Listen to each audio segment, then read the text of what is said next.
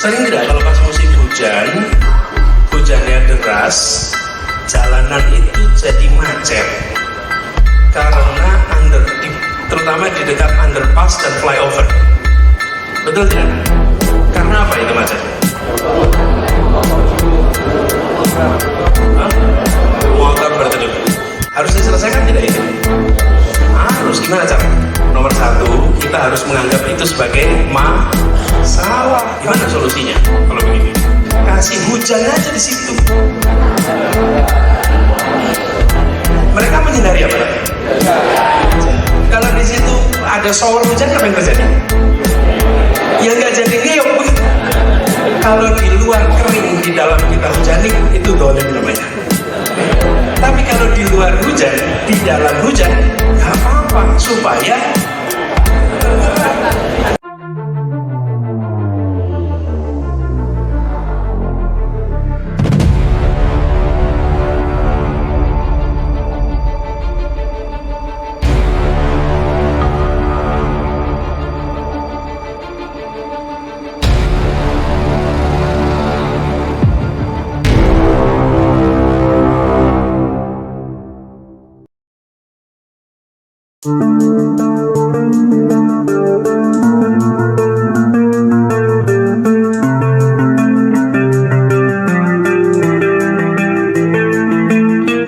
Heru Budi membongkar aib kepemimpinan Anies Baswedan di Jakarta.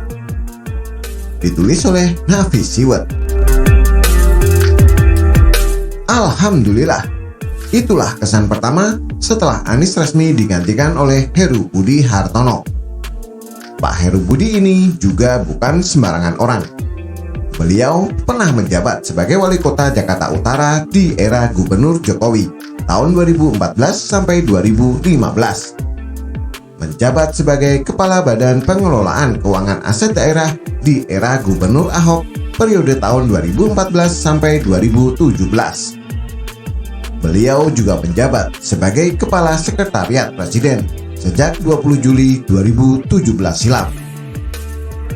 Dan sekarang beliau dilantik sebagai penjabat Gubernur Jakarta menggantikan Anies Baswedan.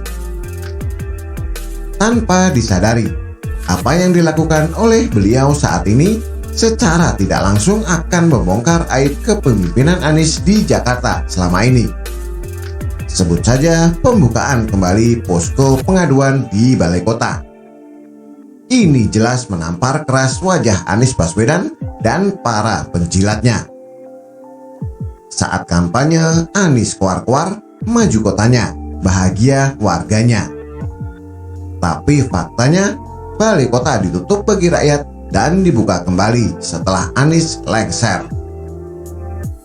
Jadi selama 5 tahun kepemimpinan Anies, warga Jakarta bukan bahagia, malah stres menderita. Heru juga tidak akan membentuk tim TGUPP seperti masa Anies dan lebih memilih untuk memperkuat dinas yang ada. Makin jelas bukan? Aib Anies semakin banyak terbongkar. Secara tidak langsung, Heru menampar wajah Anies lagi yang begitu banyak menghabiskan uang rakyat untuk membayar gaji tim TGUPP yang tidak jelas hasil kerjanya, tapi gaji ketuanya melebihi gaji seorang menteri. Untuk mengatasi masalah banjir, Heru kembali koordinasi dengan Menteri PUPR di bawah Presiden Jokowi untuk melakukan normalisasi sungai yang mandek di masa kepemimpinan Anies. Selama 5 tahun, rakyat Jakarta dibodohi dengan istilah air dimasukkan ke dalam tanah, tempat parkir air, dan istilah konyol lainnya oleh Anies. Gimana tidak banjir? Lumpur di sungai malas dikeruk, jadi air akan meluap jika hujan lebat, dan Anies sibuk dengan istilah naturalisasi. Rakyat butuh kerja nyata, bukan permainan kata-kata. Setelah Heru menggantikan Anies, beliau malah mendekatkan diri dengan NU yang merupakan ormas Islam terbesar di Indonesia untuk menjajaki peluang kerjasama dengan Pemprov Jakarta saat ini. Sungguh beda kualitas dengan Anies. Setelah lengser, malah merapat ke pimpinan Ormas Terlarang FPI demi nafsu politik di tahun 2024 nanti.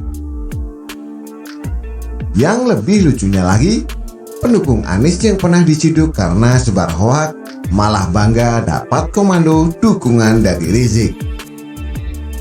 Komando dukungan dari mantan napi yang pernah 3 kali dibui dan pernah meminta Firza foto vulgar. Rakyat yang menjunjung tinggi Pancasila dan nasionalisme juga semakin bingung mau dukung Anies 100%. Anies didukung oleh Rizik yang pernah hina Pancasila tapi didukung oleh Ormas Pemuda Pancasila. Apakah jiwa kalian tidak berontak? Apakah hati nurani kecil kalian bisa bersatu dengan kumpulan simpatisan Ormas Terlarang, penghina Pancasila yang sekarang mendukung Anies? Makin jelas bukan? Jika kebijakan Heru yang mendekati NU membuka mata rakyat, siapa sebenarnya Anies ini? Tidak perlu disembunyikan karena itu memang fakta. Logika sajalah, apa mungkin Rizik, ex-pimpinan Ormas Terlarang, mau dukung Ganjar pada Pilpres 2024 nanti? Benar, memang ada politisi Nasdem bahwa Anies itu antitesa Jokowi, yang artinya Anies itu berbanding terbalik dengan Jokowi. Meskipun politisi senior Nasdem itu sudah dipecat, itu hanya cari selamat agar suara partai mereka tidak makin hancur di masyarakat. Dan sekarang apa yang dilakukan Heru Budi memang berbanding terbalik dari apa yang dilakukan Anies selama 5 tahun kepemimpinannya. Heru Budi itu orangnya Jokowi, antitesa dari Anies, sehingga beliau mudah melaksanakan perintah Presiden Jokowi untuk mengatasi banjir dan macet yang merupakan warisan Anies selama ini. Pemilihan Heru oleh Presiden Jokowi juga sebagai tamparan keras bagi elit Nasdem yang mengatakan bahwa Anies akan melanjutkan program Jokowi jika terpilih sebagai presiden. Di Jakarta saja, Anies tidak mengikuti perintah Presiden Jokowi, tapi malah dikatakan mau melanjutkan program Jokowi. Apa mungkin tokoh oposisi seperti Anies mau melanjutkan program Jokowi? Inilah sebagian kecil aib kepemimpinan Anies yang terbongkar setelah dia lengser dan digantikan oleh Heru Budi yang merupakan antitesa dari Anies Baswedan. Bagaimana menurut Anda? Silahkan tulis komentar di bawah.